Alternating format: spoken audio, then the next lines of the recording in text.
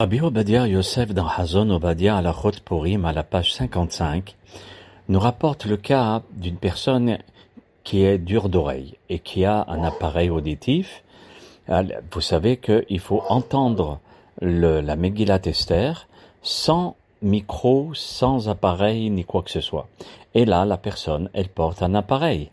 Alors, est-ce qu'elle pourrait être quitte de la Megillat Esther et aussi est-ce qu'elle pourrait rendre quitte les autres?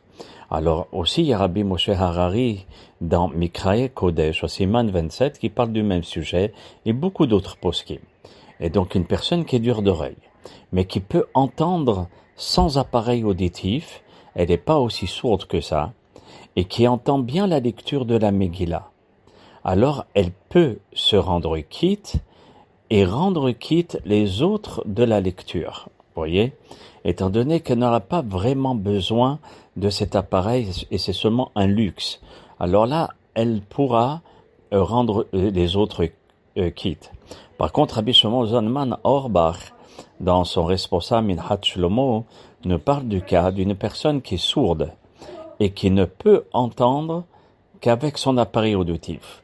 C'est pas possible d'écouter et d'entendre. Il est tellement fort, c'est tellement dur pour lui. Et Rabbi Shlomo Auerbach aussi dans le Shrei Haïsh, à la page 290, il parle de ce cas, du même cas. Donc, elle ne pourra pas se rendre quitte de la lecture des autres, et à plus forte raison, elle ne pourra pas rendre quitte les autres de la lecture de la Megillah de Esther, étant donné que tout ce qu'elle entend, elle ne l'entend seulement et uniquement grâce à son appareil.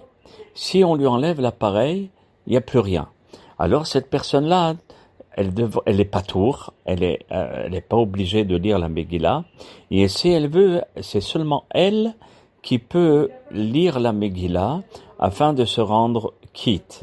Et si elle ne sait pas lire, dans un parchemin, etc., alors à ce moment-là, elle le lit dans un sefer, un livre, mais elle peut pas, si vous voulez, se rendre quitte, ou bien, plus forte raison, de rendre quitte les autres. Et vous pouvez aussi trouver tout ceci dans le responsable Kiba Moed, au Siman 689, à la Lacha 7, à la page 37.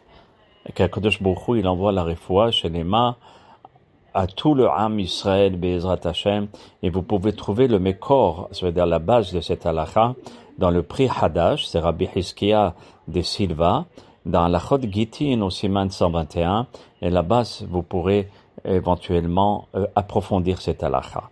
Kol Tuv, Shalom, Shalom.